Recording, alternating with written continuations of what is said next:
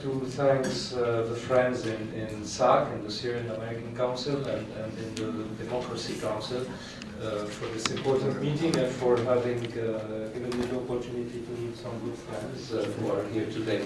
The session that we are now going to start is on the minority, which is a kind of loaded term. This is one of the questions probably that we will tackle, what we understand by minorities.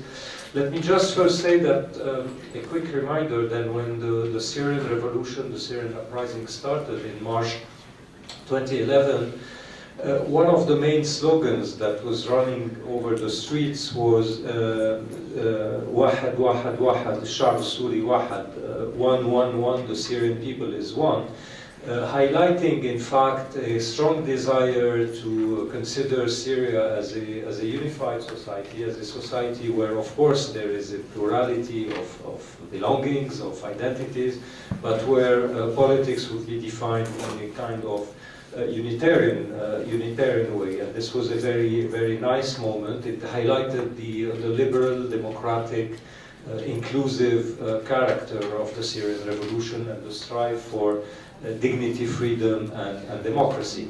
However, the violence, the cycle of violence that we have seen since then, and the 5 years that has now passed since then, plus the strategy of the regime, we have to highlight it, a willing strategy of sectarianizing the Syrian revolution, plus also, and this would be a debate maybe, the shortcoming of the opposition to address the issue of minorities have rendered this issue today very problematic.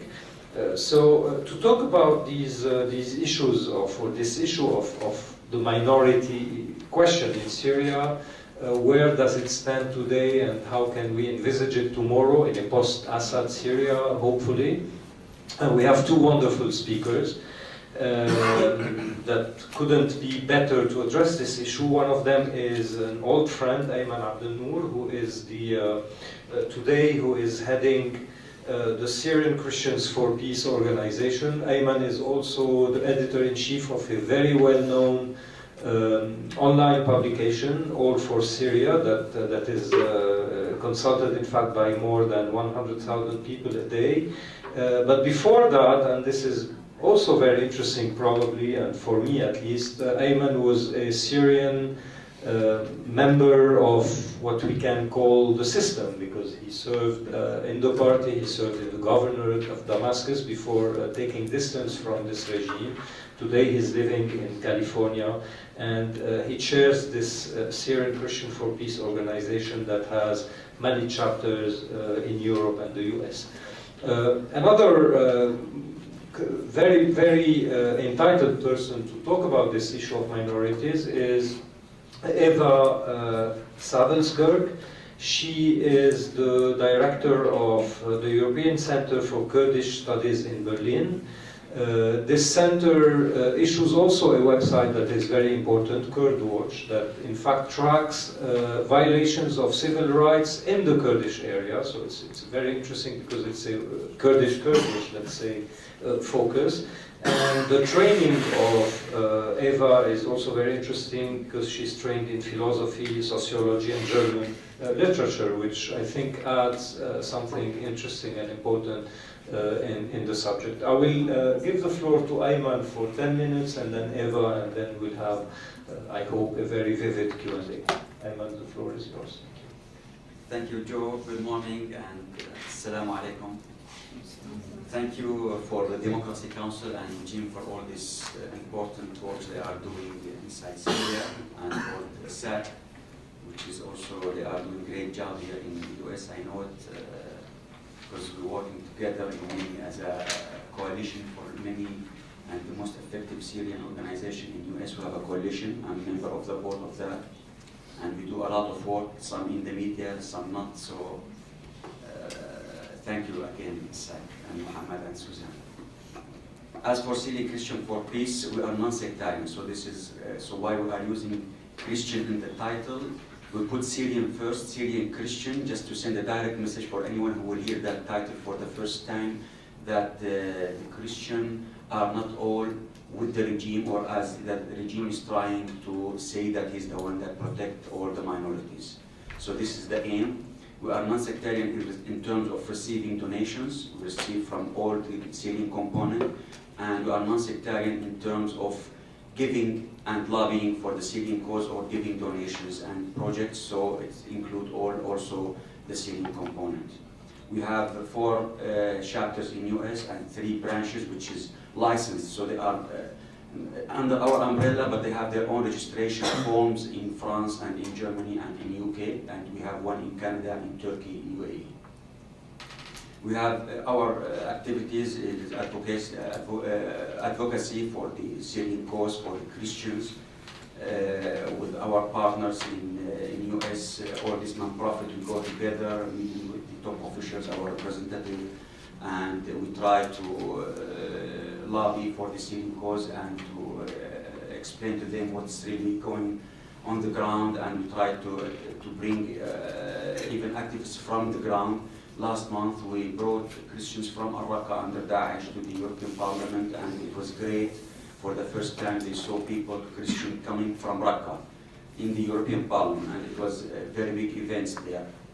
And also we contact the media whenever we saw that the Christian clergy, or some from Damascus, or someone here even, they say that the Syrian Christians are with Trump's, because they are expecting that he will kill the Muslim Sunni and the Daesh, and all this big announcement, which is funny.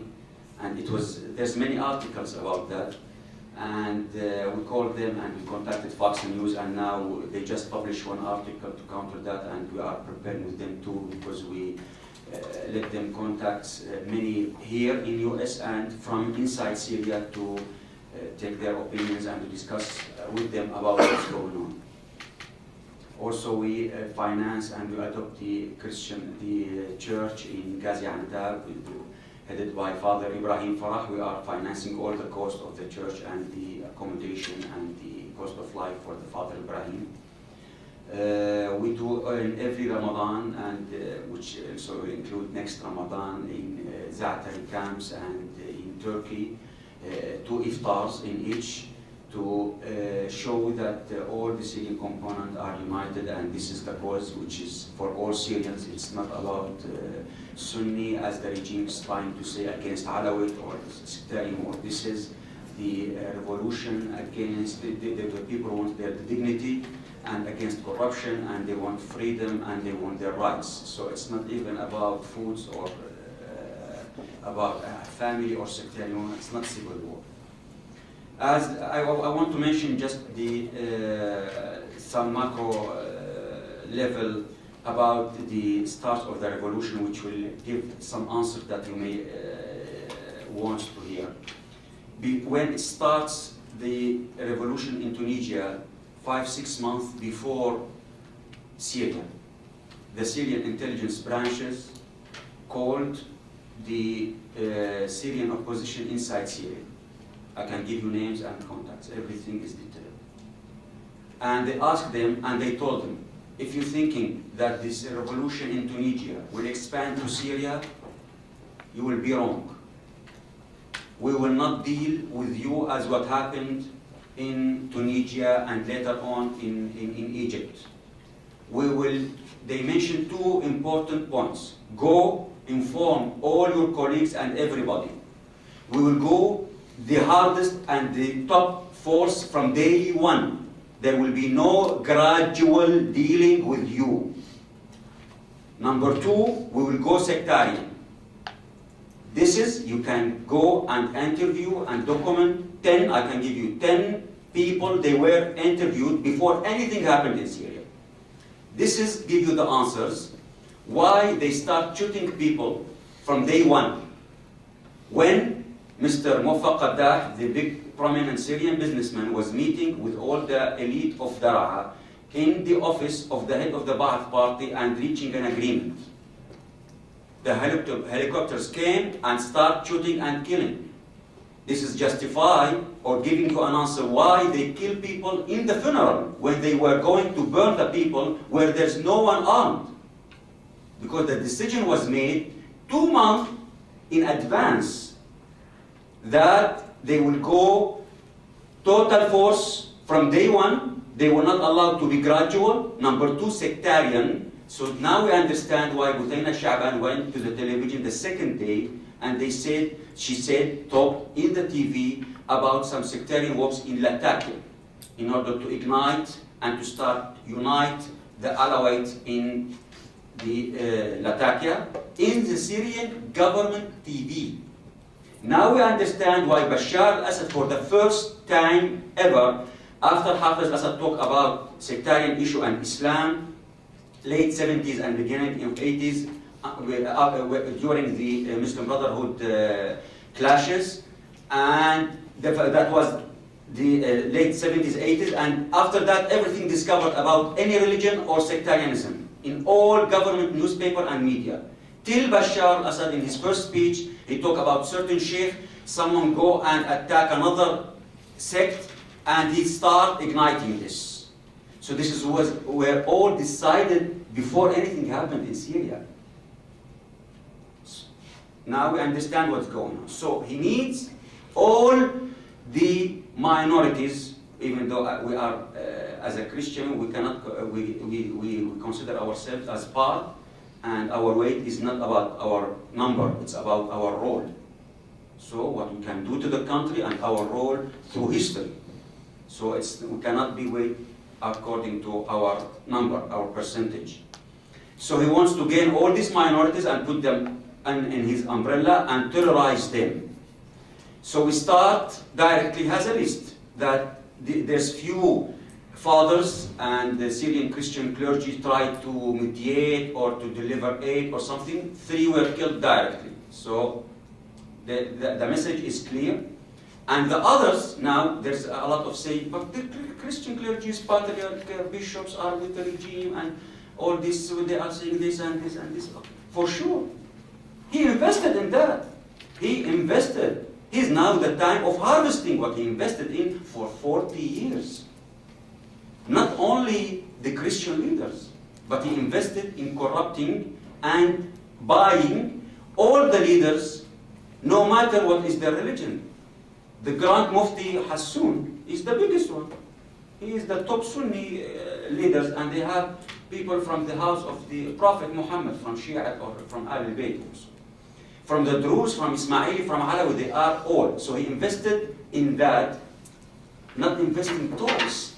I will give you 6 examples. I was part, I know that, because I know it exactly. It happened when I was there and I saw it. As for churches, we give them water and electricity for free in Syria. So this is number 1. Number 2, all the clergy, the Christian clergy, they don't serve obligatory military service as all the other sects. Okay? So this is not bad. Not bad. Number 3, but if they saw you not going well with them, they can stop it, because this should be renewed yearly. So you always have that sword above your head. If you are moving this and this, we will throw you in the military front in Golan for 2-3 years there. You understand now what is the threat?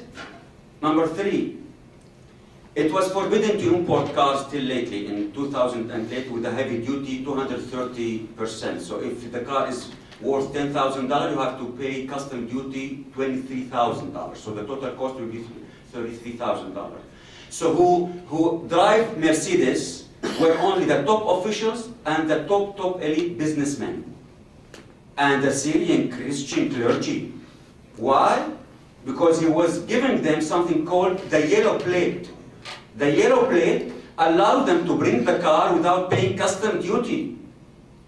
So the bishop has this big 500 Mercedes, and he's showing off, and it should be renewed yearly. So if we didn't like what you said in any of your meetings, you'll go driving bicycle next year. So he invested 40 years in this. Number 5, he has a list of advantages. I can list you all this. One of it, okay. So anyway, I will pass this. Because there's a lot of, but I hope that this is all new for you, and you start at least understand the atmosphere and what he in person doing to buy and invest on this all top. This is not only about Christian, but he corrupt all the top leaders also. Let's go, but lately the percentages now is dropping. The Christians supporting the regime dropped heavily, and I assure you now they are more than 0.5%, either silent majority or criticizing the regime. So this is now we are rich. The peak is now we are going after the 50%. So this is now good. Let me tell you, this May, 3-4 important events and the declarations happened, which is important. The World Church Council, he condemned the Kamune camp, the airstrike on Syrian refugee camps in Kamune, and it was in their statement, this outrage can in no way be considered as a military operation targeting armed groups, but clearly amounts to a war crime. This is the World Church Council. And then there were an interview about the priest, the headline of it, priest condemns world's silence on Syria, the Reverend Nadim Nassar. We issued also, there were a joint report with the Christian Solidarity Worldwide and the Syrian Christian for Peace. I ask you to read it and Google it, it's very important. Full report about the deterioration of human rights in Syria. It's a full report, it was adopted also by UN Human Council. Lately, just 2 days ago, the Oscar-winning F. Moriah Abraham was in the Congress, and he burst into tears when he was asking them that they should do something about the Syrian refugees who are fleeing and risking their life and sinking in the seas. So now we are now passing the 50% point, the Syrian Christian with the relation about the regime, but there's still some fears, and also we always ask the reporters and the media when they want to ask Christian clergy about their opinion in public, they cannot but say certain words. We have to respect that they have people inside, they have churches, they have this is their base in Damascus. Even if they are here, this is also we should know, this is all controlled by Damascus. Everything, all the clergy, Syrian Christians, the Orthodox and the Roman Catholic, they are all controlled by Damascus. They can call him, come back to Syria, leave New York. So they just assigned a new bishop here for North America. I was talking to him, he said, don't visit me, because they will report me from my church, and I will receive from the Patriarch, because he will be forced by the Syrian intelligence, bring him back. So they will cancel my assignment here in US. So they cannot expect to do an interview with him and then criticize the regime. So this is also we have to, so the tactic that we develop, ask them, can you criticize one of the family of Bashar al-Assad who is civilian, has no post and nothing in public? If you say no, you have to understand by yourself as a media reporter, if you cannot criticize a relative civilian for the president, so how can you believe in what he's saying in the other half of the interview? So this will balance it. Now you understand that he is under fear, he cannot say anything. As for US, I will take advantage of Joe Bahut. He's one of the most prominent researcher and very well knowledgeable here in DC. Now US is depending on Russia to deliver all and everything. This is we should admit. Even they submit, the Syrian opposition submit to US. I know this as a fact. I mean, could be maybe anyway. They told them, you are always saying that you want to keep the state of Syria and to save it. We are agreed to leave the government of Bashar al-Assad headed by Wa'il Halqi in its position. Keep it all the 33 ministers, plus Farouk Sharat, the vice president, to be the president. We will accept this government to be the transitional government. What was the answer of US government? We don't know what we do, we will see, let's ask the Russians. I'm telling you facts, informations. So I will keep later talking. Thank you a lot. Thank you. Mrs. Salzberg, the floor is yours also for Thank you. and keep it. I will try to. Let's first open this. Is the microphone on? Yeah.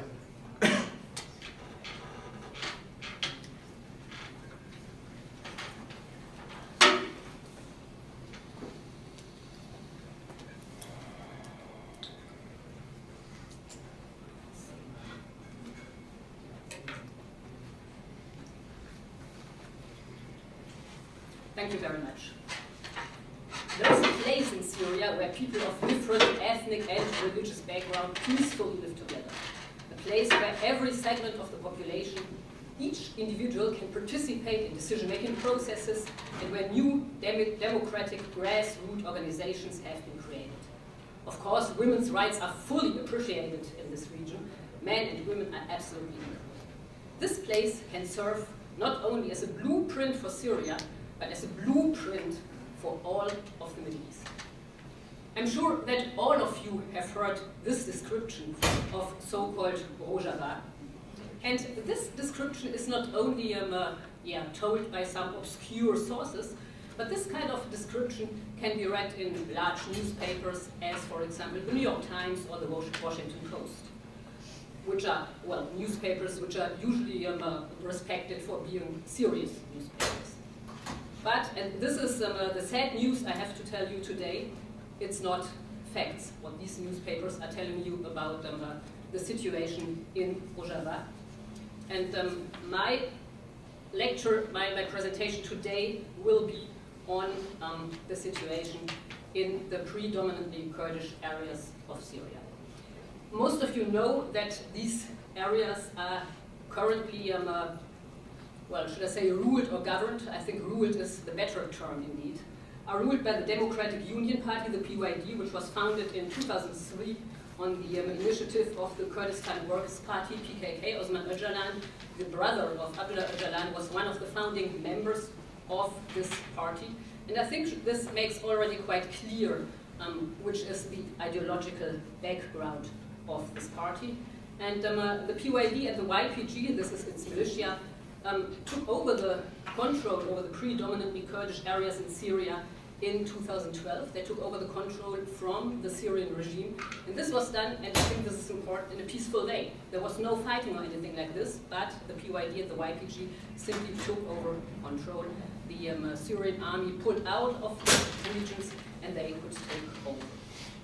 In January 2014, the PYD declared the regions ruled by them. This is Jazeera, Afrin, and Kobani.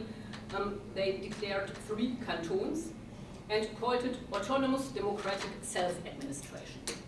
I think this term is quite misleading, particularly with regard to the term democratic, because the situation in this part of the country is everything else but democratic.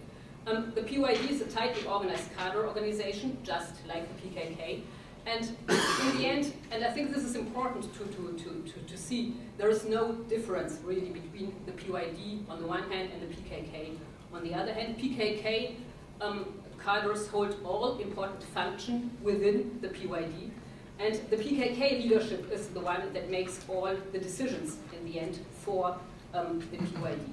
I know people all the time keep saying that there are so many grassroots organizations in which all different religious and ethnic groups are represented, etc., particularly on the local level. But what one has to know is that all these local organizations are rather an instrument of control than an instrument of decision-making, indeed. So the understanding of the PYD of democracy does not correspond to what we in the western part of the world understand under democracy, but it rather corresponds to a model of people's democracy as in the former Eastern countries. That means we have one ruling party and all other groups and parties must subordinate to to this ruling party. So this is rather the idea of democracy which is sold by the PYD. As mentioned before, the YPG is the YPJ are the armed wing of the PYD. They were founded in 2012 after the start of the Syrian civil war. And as mentioned before, the YPG is commanded by PKK cadres who in turn receive the instructions from the military leadership based in the Kandil Mountains in Iraqi Kurdistan. I think there are maybe two interesting facts to know about the YPG, the People's Defense Units, because usually they are presented as a really strong force. We all know that the United States are supporting the YPG because it seems to be the only force who is able to fight successfully against the Islamic State. And a lot of people believe that the YPG has a lot of support inside the Syrian parts of Kurdistan.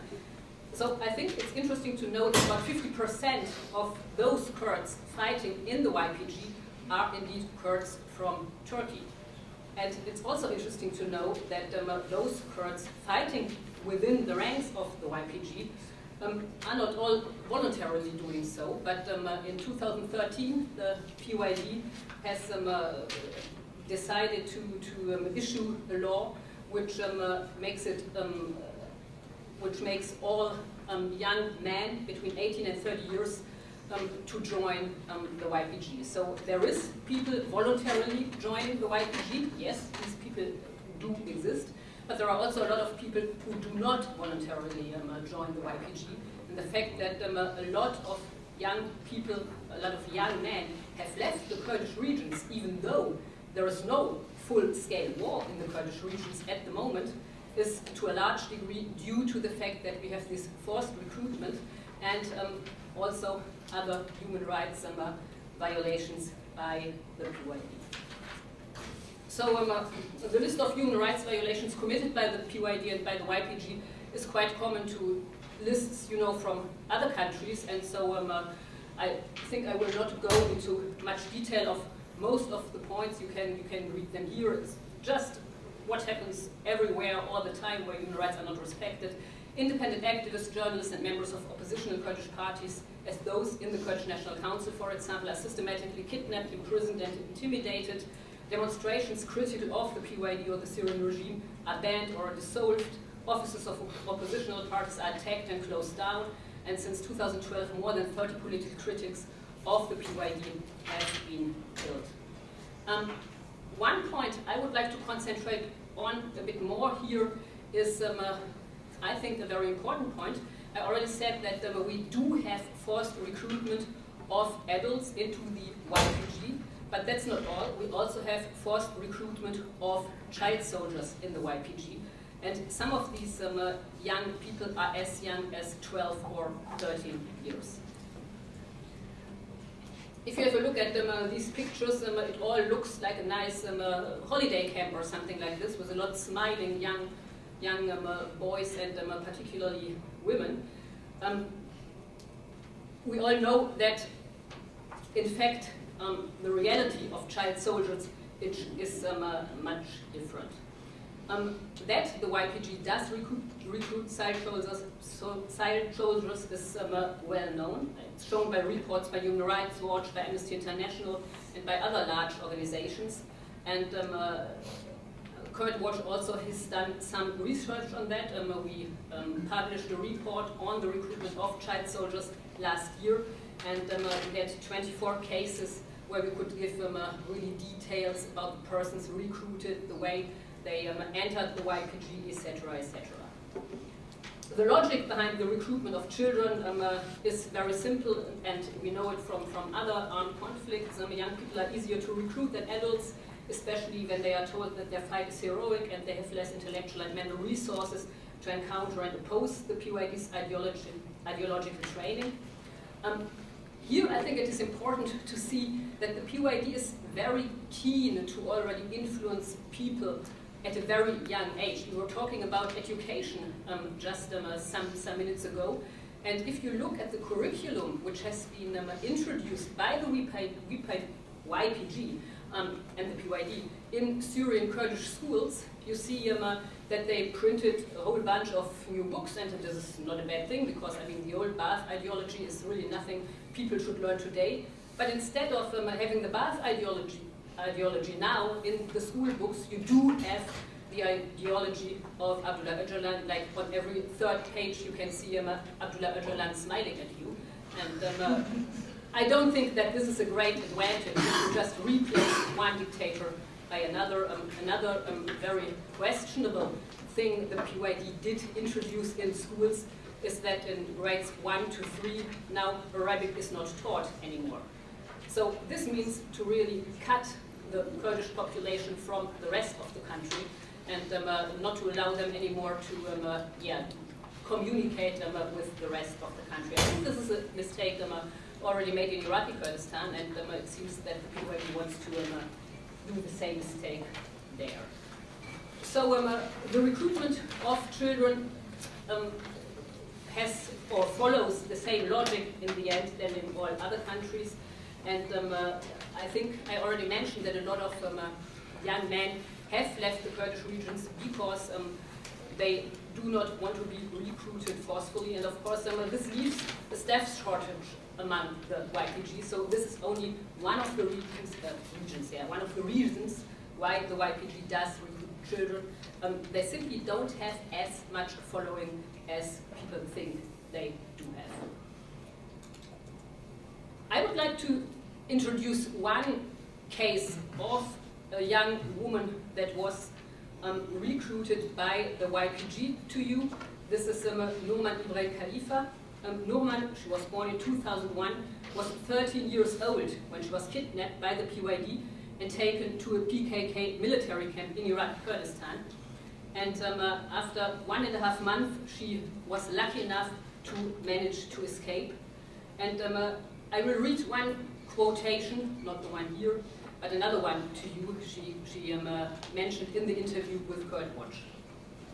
When I came to the mountains, to Iraqi Kurdistan, a girl who had already tried to escape 7 times before was caught while trying to escape once more. We were all brought together. There was a meeting throughout the whole evening. She was placed on the stage and told that a PKK bullet was too good for her. Then she was shot and thrown into the river. So, to make it very clear, there was a big camp with a lot of people who did not voluntarily join the YPG. And then a young girl that had tried to escape was put in the middle of the place and simply shot. So, everyone who tells me that the PKK has significantly changed since the 1980s, I'm sorry, this person is simply wrong. So, I have 1 more minute. One should think that it is easy to raise awareness against the recruitment of child soldiers. This is what we thought when we started a campaign against the recruitment of child soldiers. And we approached different politicians, decision makers, etc. In the European Parliament, for example, in the German Parliament, etc. And we suddenly realized that it is far away from being easy to find people to simply say, no, we think it's wrong to recruit child soldiers. And why is that? I think it's quite interesting. We never heard the argument that it is not true that the YPG is recruiting child soldiers. What we heard was, first of all, well, you know, but we need the YPG because they are fighting against the Islamic State and we don't have anyone else in country, so we shouldn't really criticize them because they have to find our enemy, our largest enemy. And the second argument, which we heard very often, was related, interestingly, to Turkey. People told us, yeah, you know, Turkey is committing huge human rights violations against the Kurdish populations. And we said, yes, that's true. So people said, yes, but if Turkey is committing these human rights violations against the Kurds, we cannot say that the YPG or the PKK are doing the same thing. We simply can't say it. We said, why can't you? And they said, well, you know, we should concentrate on Turkey and not really on the Kurds. So from the point of view of as a human rights organization, the only thing I can say is if we don't approach human rights on a global level, then we don't have to approach them at all. Thanks a lot.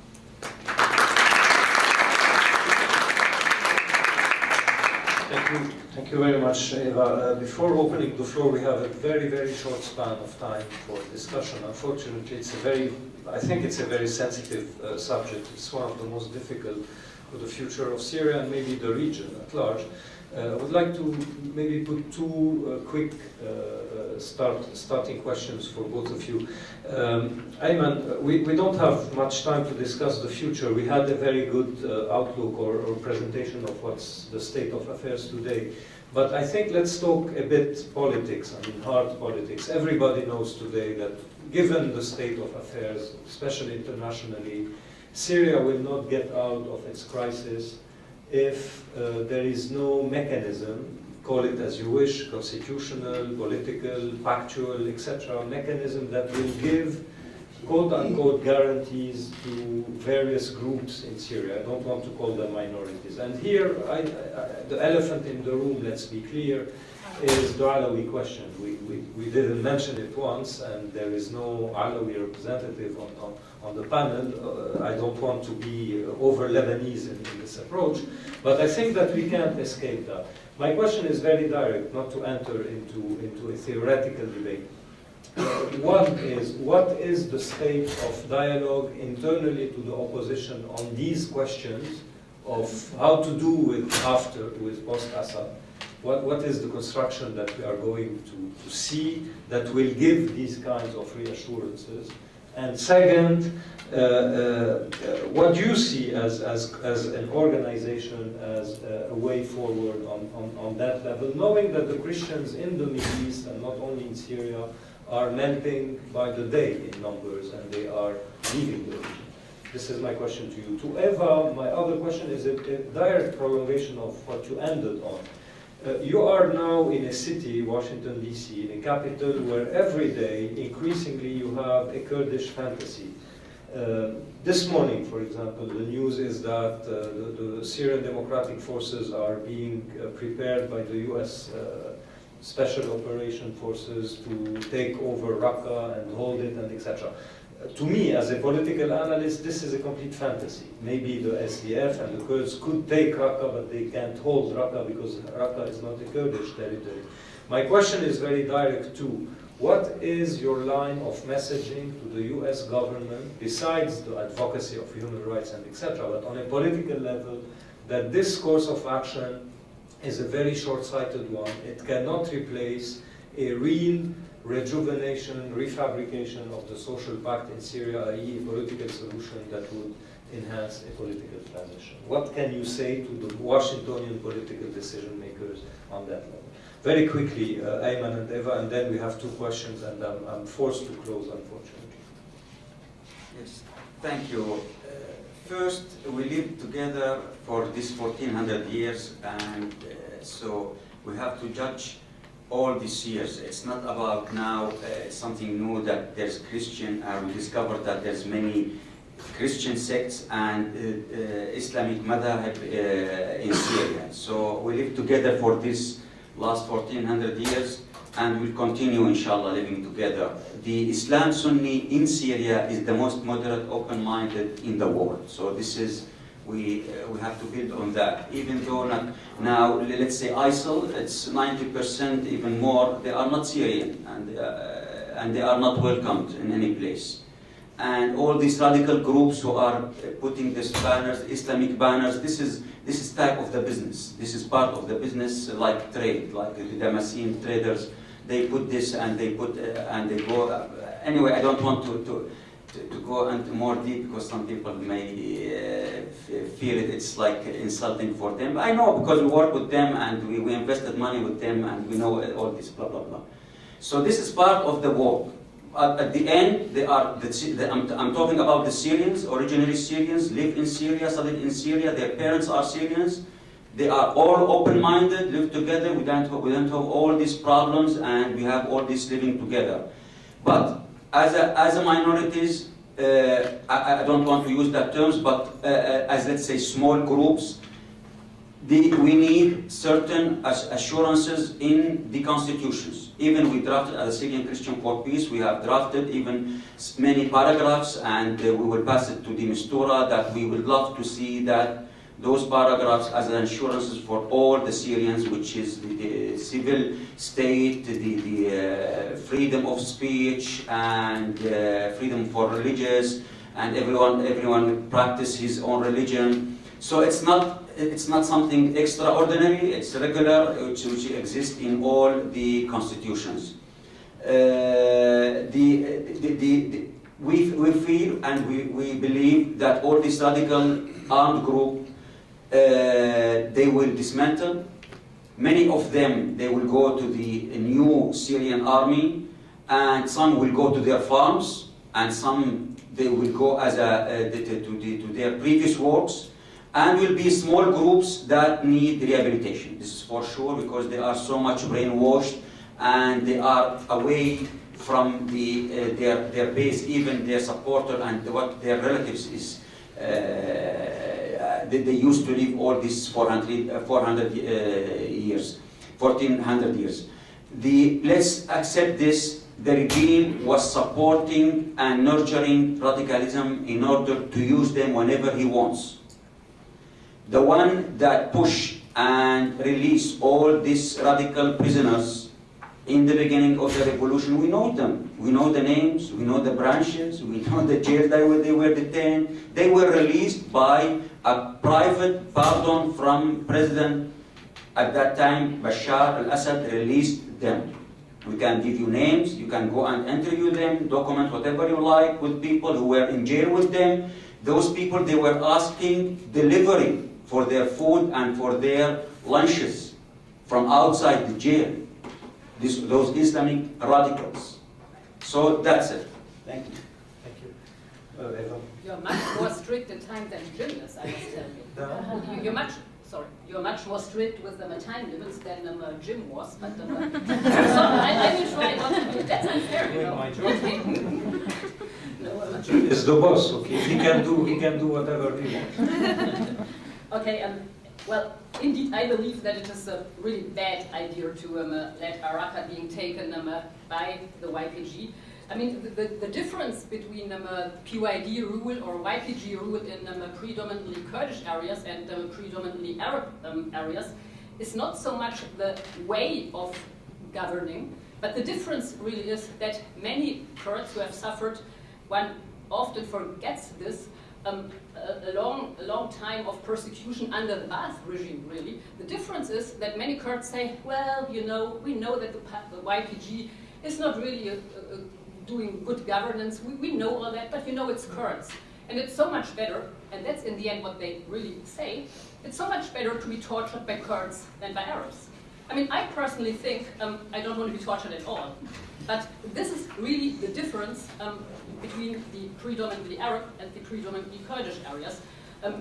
The Arab population will not say that it's better to be tortured by Kurds than by the Ba'ath regime, of course. So and this is why the YPG will not be able to govern any of these areas, at least not in a longer time period. So what would I like to say decision makers in Washington, D.C.? I think it's quite easy. Don't choose again the wrong allies, you know. Just because you believe that the YPG is currently the strongest and maybe the only force to fight the Islamic State, it's still not a good ally. That's a very simple point. And there are other allies. You just have to look for them. You do have a lot of small groups on the ground you can work with. Of course, it's more difficult to find them. And you didn't do it for a long time. And so I don't have much hope that they start doing it now. And you even have a representation of non-PYD affiliated groups in the Kurdish areas of Syria. You do have the Kurdish National Council. I mean, the Kurdish National Council, which is an umbrella organization of 11 Syrian Kurdish parties, does have its problems. It's never easy to have an umbrella organization of 11 Kurdish political parties. That's very clear. But the KNC is indeed representing the Kurds of Syria in the peace talks in Geneva. This is something which people very easily forget. And even Special Envoy de Mistura often says in his announcements things like, well, yeah, I hope to soon include the Kurdish view in the talks. Well, he's constantly talking to Kurdish representatives. Why is he saying things like this? Why is he also working on the picture that the Kurds are not included in the peace talks. It's simply not true. The KNC is. It's true that his view often is not taken serious enough. That's a problem. But it's included, and I believe at this point that the UN is really making a mistake, pushing so much to include them, at this point of time at least, the PYD and the YPG in the peace talks in Geneva. So this is what I would like them, Washington to say. Okay, great. As I said, it's a really very complicated subject. It would have deserved probably much more, maybe a conference as such. We still have 4 or 5 minutes to close. I will take 2 questions. I'm sorry. I have to be also a bit fussy in leading the session. So I will take 2 questions. One from okay, and one from Dr. Hisham, and then you answer and we'll close. I will comment quickly. I belong to the sexy minority. I'm Christian and I'm a woman, and I'm a priest's daughter. So to me, like, I have many recommendations regarding what we're gonna do with minorities. At the beginning, I think we should look at the minority rights from a feminist perspective. We need to work with majority, not to work against majority. We should stop using minorities as an excuse to ending this war. Right now, I feel guilty whenever I'm meeting someone Sunni because I'm Christian. I need to apologize because we take that much of attention and propaganda. In reality, no one is doing anything for Christians, but we have the propaganda. So we should stop immediately using them as an excuse. Like, the war in Syria is not stopped because the minority rise. So if I am a Sunni, I know that 100 Sunni a day is dying because the concept of maybe in the future something is gonna happen to the minorities. This should stop. We should ask ourselves, are we looking on citizenship or privileges? Because there is a huge difference. What we are talking about now is privileges. And the last thing I wanted to do is, I think, yes, we need minority protection, the question that Ayman avoided. I didn't use this term, I hate this term. Yeah. I was saying guarantees and reassurances for the groups in Syria. I'm weighing my words very carefully But on that side. I say that we need minority protection in Syria, but to me, Arabs in Tel Abyad are minority in Syria, Sunni in Al-Sahel are minority. So we should, in the local context, define who are the point that have tense in it and talk about protection, not about sexy minorities, that because positive discrimination won't lead to anything good in this country. Thank you. I have a comment and a question. I commend, Brother Ayman Abdul for saying, our Christian brothers I'm a Muslim Sunni. We consider them brothers and sisters. We don't consider them minority. When Syria became independent from France, the first prime minister was a Christian, Khalis Khouri, and we're proud of him and he's a hero. So we don't. The same thing we look at the Kurdish. Now the question is to Eva is, we're frustrated of the West, especially the United States, and we see it in Congress, we see it in officials focusing on the Kurdish, that they're the only forces that can fight ISIS, which is not true. There are more battles between the Syrian Free Army against ISIS than actually between the Kurdish. Are they using the Kurds to create a Kurdistan in Syria, whatever, to like the old, conquer, to really have to divide and conquer, to create small pockets of small country, to use them up actually. I mean, this is how we feel. The rest of the Syria, we feel like really the Americans or the European, it's not they love the Kurdish, what they're doing, but they just want to use them to divide so they can conquer the whole region. I don't know if that's true. Just one, I will give the floor very, very quickly to someone here because Eva has asked me to do so, and then you will answer on the Kurdish question on this issue of partitioning and etc. And we will close up. Please, very quickly. As a human rights activist, Ms. Eva, you talked about all the negative parts of the Kurdistan, Rojava in Syria, but you never mentioned or defend the Kurdish civilians being killed by the terror groups in Aleppo or by the regime in Qamishli. You clearly have a position against Rojava. But if you claim that you defend the Kurdish rights, how come you don't talk about these attacks against the Kurdish civilians? And also, please, one more point. What's the positive experiment in Rojava?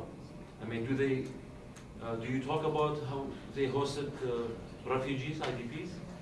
Do you talk about how they called the international community to host the Syrian refugees instead of Turkey? Thank you.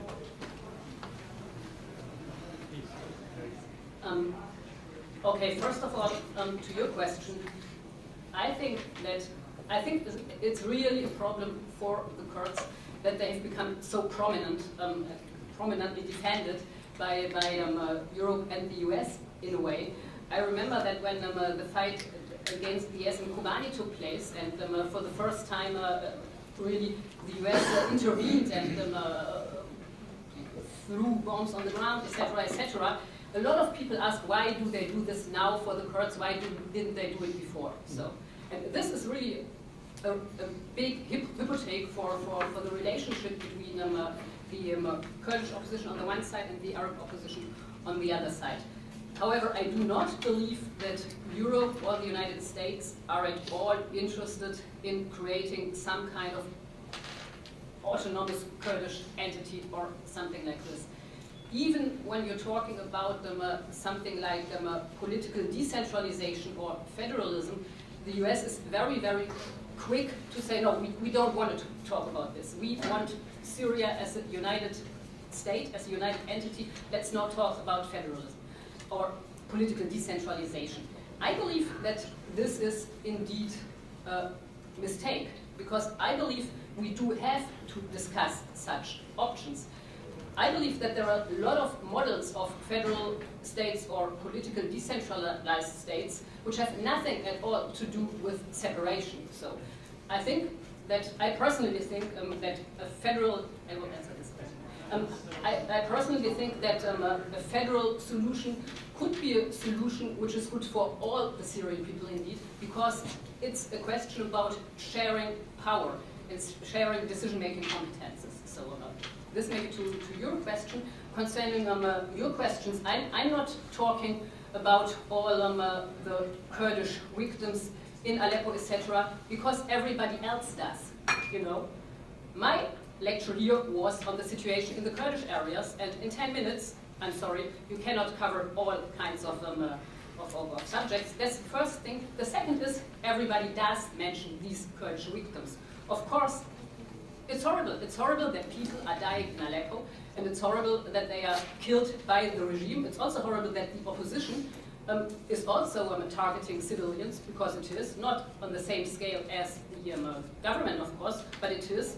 And the YPG, they are always also making mistakes there. I mean, they are hiding in areas which are inhabited by civilians, and this is why they are then again attacked by, for example, parts of the Syrian armed opposition. So I think there are no saints or anything like this in Aleppo or other regions like this. And insofar, I agree with you, every victim is worth being mentioned, but in 10 minutes you cannot mention all victims, of course. So, and a last sentence regarding the positive aspects of Rojava. I'm sorry, but I can't see them. And if you have a look at refugees, I would like to remind you that there have been real discussions going on in the Kurdish areas of Syria that, for example, all Arab refugees would have to leave the area because of their ethnicity. This has not been implemented in the end, but this is not my idea of accompanying refugees. Ayman, 30 seconds, if you want to close. If not, I'll close. No, we need, as Marcell said, we need, and I mentioned that, we need assurances and guaranteed in the Constitution, and even we drafted, and we can pass it to you, we will translate it into English because it's in Arabic. We are translating it and pass it to Special Envoy de Mistura. We need that in the Constitution, because there is a certain part they might not accept as a civil state inside Syria from the Arab, which we should agree that. I said, but they are not the majority, and they don't have a popularity, and they are not having all this cooperation from their relatives or from even from the area and the suburbs they are living there. So it's not a big groups, But we shouldn't depend on their goodwill, and we should put all that on the Constitution. Okay, thank you very much. Once again, I will stress that this subject is really complicated and it deserves a real reflection. I personally think that there is no way out of the Syrian crisis without really tackling with a lot of intellectual courage and frankness this question of power sharing, call it with other names if you want, but this is something our Syrian friends and brothers will not escape, and I encourage you to go ahead this road, maybe in another venue. Please join me and thank our very good panelists and the audience for the Thank you.